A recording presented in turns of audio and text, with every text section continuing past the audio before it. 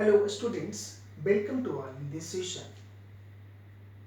मैंने last session में आपको ये कहा था कि शायद अगले सेशन में मैं न्यूमेरिकल प्रॉब्लम्स को मैं बताऊंगा, लेकिन but we have decided at first we study about quantum number and after completing this topic we will discuss about the numerical problems together. एक साथ हम लोग सभी न्यूमेरिकल्स को फिर पढ़ेंगे। तो चलिए हम लोग इस सेशन में स्टार्ट करते हैं। क्वांटम नंबर्स ये बहुत ही इंपॉर्टेंट है, इसे आप अच्छी तरह से सीखेंगे। तो put the heading your quantum numbers.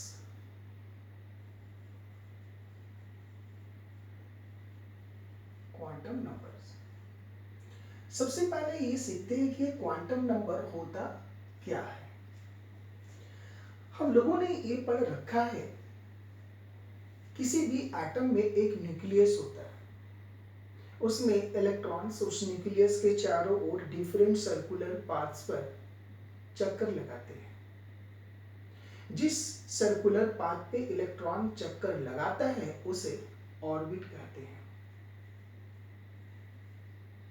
तो एक क्वेश्चन एराइज होता है कि सर यदि किसी भी इलेक्ट्रॉन पर यदि कंसीडर की जाए तो पहला क्वेश्चन वो किस ऑर्बिट में चक्कर लगा रहा होगा। दूसरा question, according to Bohr's atomic theory, electron जिस भी सर्कुलर पाथ में चक्कर लगाता है उसके साथ एक डिफिनिट एनर्जी स्टोर्ड होती है। तो नेक्स्ट क्वेश्चन, यदि किसी भी ऑर्बिट में कोई इलेक्ट्रॉन चक्कर लगा रहा है तो उसकी एनर्जी कितनी होगी। नेक्स्ट, क्या जिस ऑर्बिट में वो चक्कर लगा रहा होता है वह भी छोटे छोटे सब ऑर्बिट में क्या बटे हैं या नहीं। आई मीन टू से to explain about the all types of informations about the revolving electrons around the nucleus on a different circular paths, some numbers are required. So all the numbers which are required to explain about all the information about the revolving electrons around the nucleus in different circular paths, these numbers are called quantum numbers. इसे आप define कर सकते हैं, ऐसा भी कर सकते हैं, the numbers which are specify the location of revolving electrons around the nucleus as well as energy of electron, number of subcells, orbitals, etc. Some numbers are required called quantum numbers.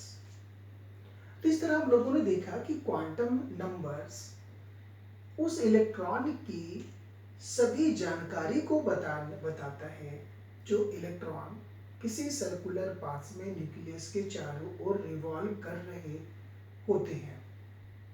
ये चार प्रकार के होते हैं। जैसे first, principal quantum number.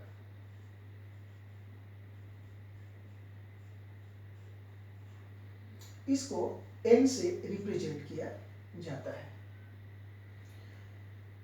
Second, azimuthal quantum number. Azimuthal quantum number, इसे L से represent किया जाता है। Third, magnetic quantum number. Magnetic quantum number M, and fourth one is a spin quantum number. A spin quantum number, it is represented by generally S. So these are the four types of quantum numbers. Now we will study one by one. At first, principal quantum number. Principal quantum number.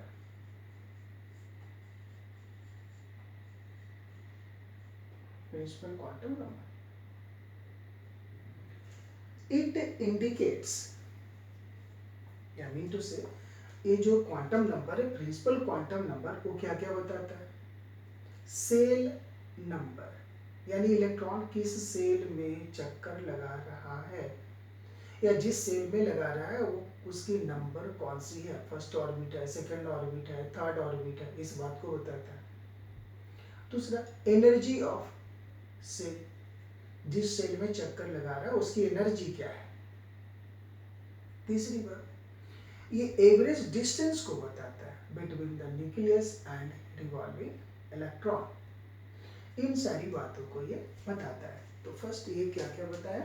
First, number of energy orbit, energy orbit.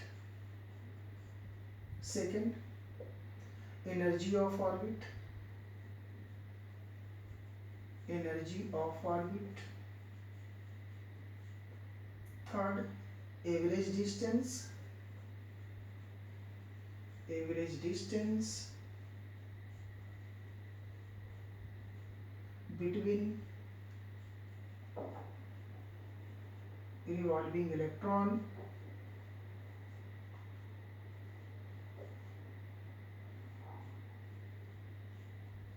revolving electrons and nucleus.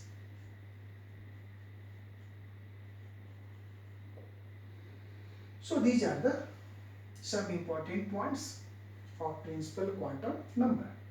Fourth point, it has non-zero positive value. I mean it has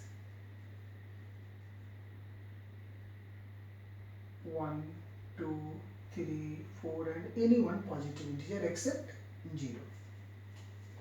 अब यहाँ से देखिए ये कैसे cell number बनाता है, बताता है, उसके देखते हैं। तो if n equal to 1 means k shell, k shell, n equal to 2 then l shell, n equal to 3 then m shell. k shell means first energy orbit, first energy orbit, energy orbit, second energy orbit, third energy orbit. In this way, principal quantum number indicates about the energy orbit and cell. Next, azimuthal quantum number. Azimuthal quantum number. It is represented by L. It indicates first, it indicates number of subcells in a cell. किसी cell में कितने सब cell हैं उसको ये बताता है। Second point, angular momentum, angular momentum of revolving electrons,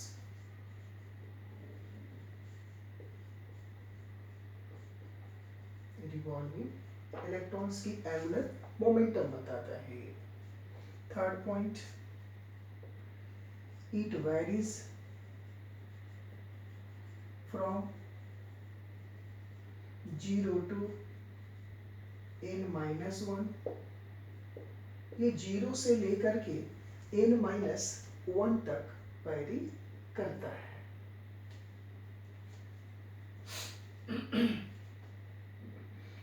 अब देखिए इसको, अब यहाँ से अब हम लोग ये क्या बता रहे हैं, किसी भी सेल में प्रेजेंट सब सेल को बता रहे हैं। तो अब हम लोग चेक करते हैं, जैसे मान लेते हैं हम लोग चेक करते हैं कि फर्स्ट सेल में और भी क्या छोटे छोटे सेल होते हैं जिसे सब सेल कहते हैं। तो अब हम लोग यहाँ पता लगाते हैं। देखिए, for first orbit,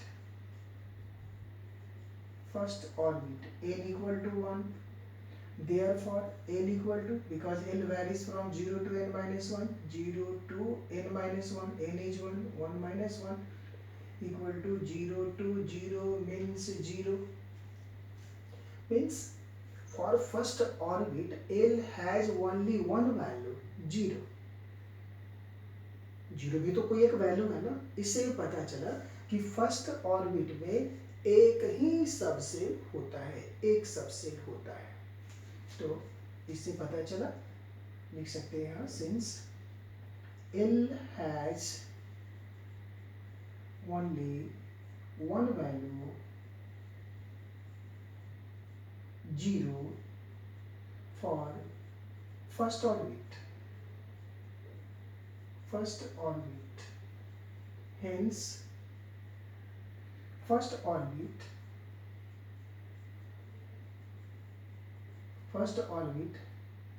has one subshell,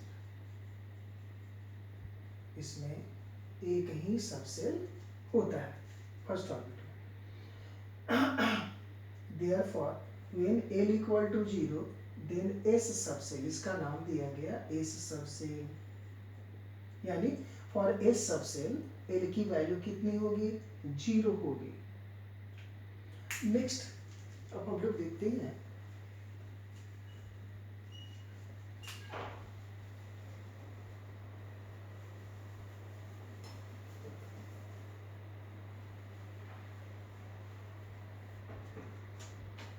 for second orbit,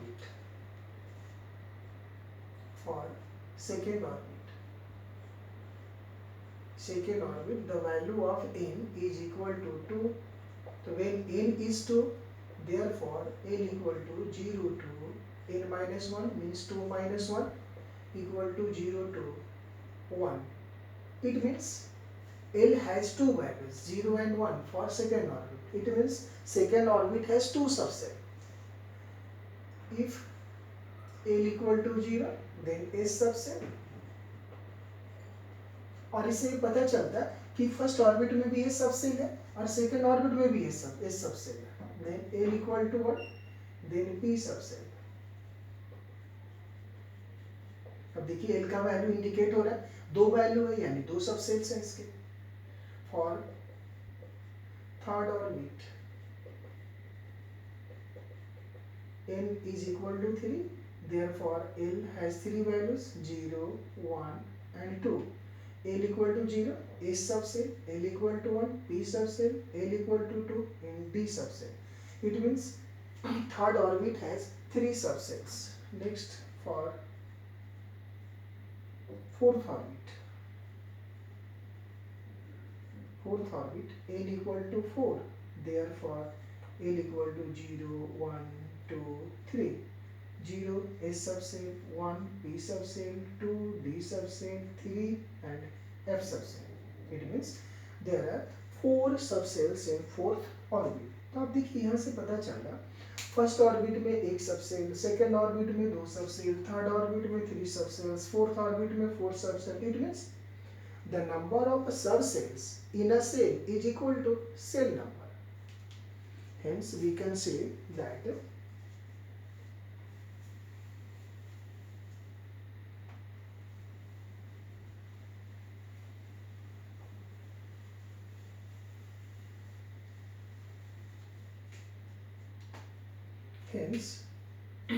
therefore the number of subcells in a cell is equal to its orbit number. Therefore number of subcells equal to cell number.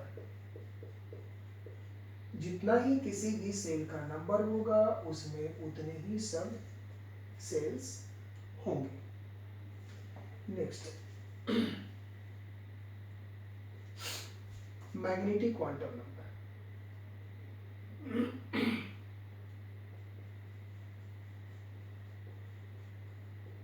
Magnetic quantum number,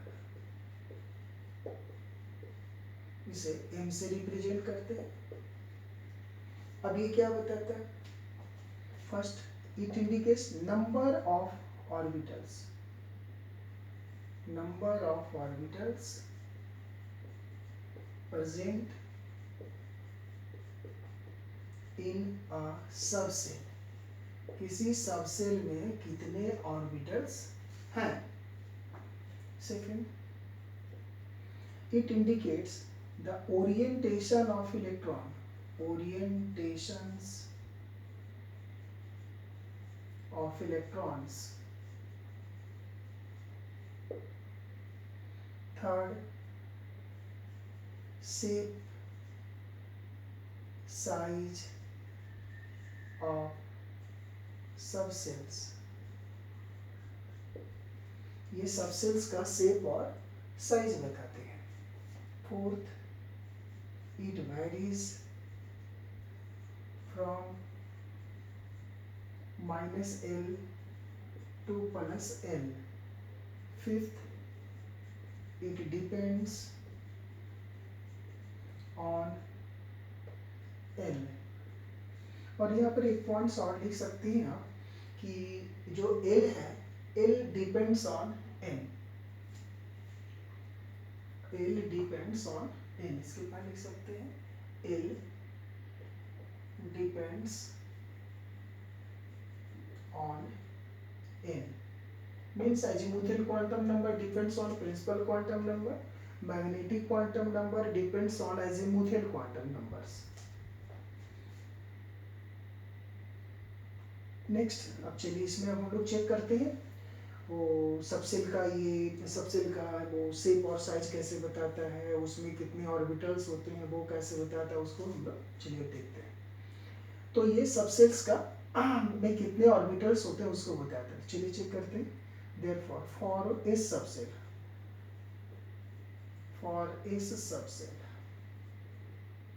L equal to 0, therefore m equal to, m varies from -L to +L, यानी -0 to +0 means 0, means for S L equal to 0 means S subcell. So for S subcell, m has only one value 0, means S subcell has only one orbital. Therefore S subcell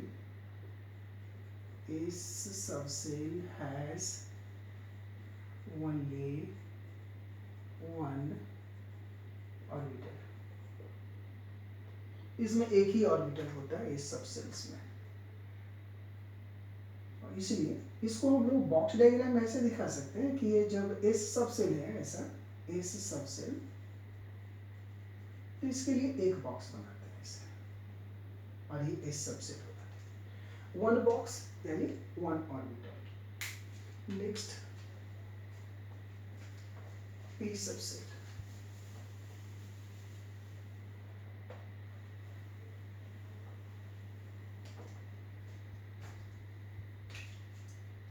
Next, for P subset. For P subset, L equal to 1. Therefore, n equal to -1 to +1 equal to -1 0 +1. It means for P subcell, m has three values. Means there are three orbitals in P subcell. One is px, other is py, other is pz. There are three subsets px, py and pz। ये तीन हो गए, तो three subcells, three orbitals हो गए इन p subcells. कौन कौन हो गए? px, py, pz। तो ये px और -1, py और 0 एंड pz फॉर +1। लेकिन इसको आप ऐसे याद कीजिएगा, pz for 0, px for -1, py for +1, ऐसा इसको याद रखें। अब हम लोग देखते हैं जैसे कि यहाँ हम लोगों ने इस सबसेल के बारे में यहाँ पढ़ा, पी सबसेल के बारे में यहाँ पढ़ा कि ये तीन टाइप का होता है। अब इन दोनों का शेप देखते हैं, शेप कैसे कैसे होता है। ये चलिए पहले डी सबसेल्स पढ़ लेते हैं, उसके बाद डी सबसेल्स, इसमें कितने ऑर्बिटल्स होते हैं उसको देखते हैं।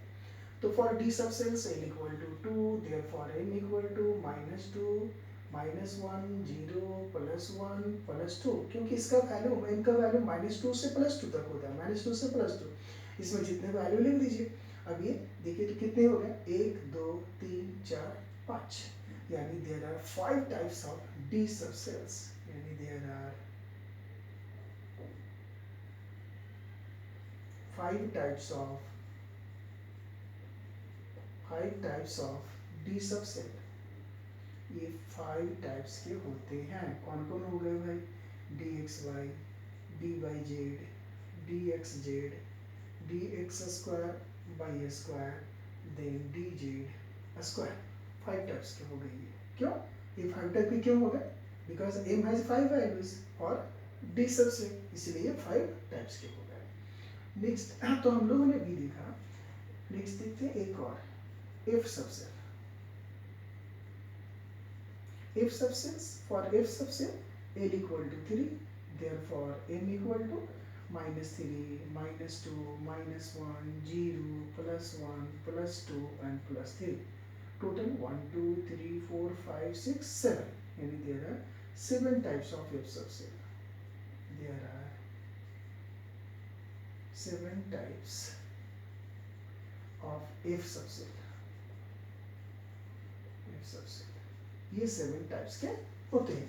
तो हम लोगों ने यहाँ तक ये पढ़ा कि इस सबसेल में एक ही ऑर्बिटल होता है, पी सबसेल में 3 ऑर्बिटल होता है, डी सबसेल में 5 ऑर्बिटल्स होता है। लेकिन ऐसा क्यों, यदि आपसे कोई कह दिया जाए डी सबसेल्स में 5 ऑर्बिटल होता है, ऐसा क्यों, तो आप बता देंगे कि since the about the number of orbitals और नंबर ऑफ सबसेल्स, तो आप सभी बता सकते हैं, क्योंकि नंबर ऑफ ऑर्बिटल्स के बारे में मैग्नेटिक क्वांटम नंबर बताता है, नंबर ऑफ सबसेल्स के बारे में एजीमुथल क्वांटम नंबर बताता है। तो there are 5 types of d orbitals, ठीक है, there are 5 d orbitals. Why, because for d subshell there are 5 values of m, because magnetic quantum number indicates the number of orbitals present in a subcell, or for d subcells m has 5 values, that's why we can say that d subcells having 5 orbitals, dxy, dyz, dxz, dx square minus y square and dz square। तो हम लोगों ने ये सीखा कि किस orbit में कितने सबसेल होते हैं, कैसे होते हैं। अब हम लोग नेक्स्ट क्लास में सीखेंगे कि इन सभी के शेप और स्ट्रक्चर कैसे होते हैं, इन सभी के बारे में। तो आज के लिए इतना ही, आप सभी को धन्यवाद, थैंक्स टू ऑल।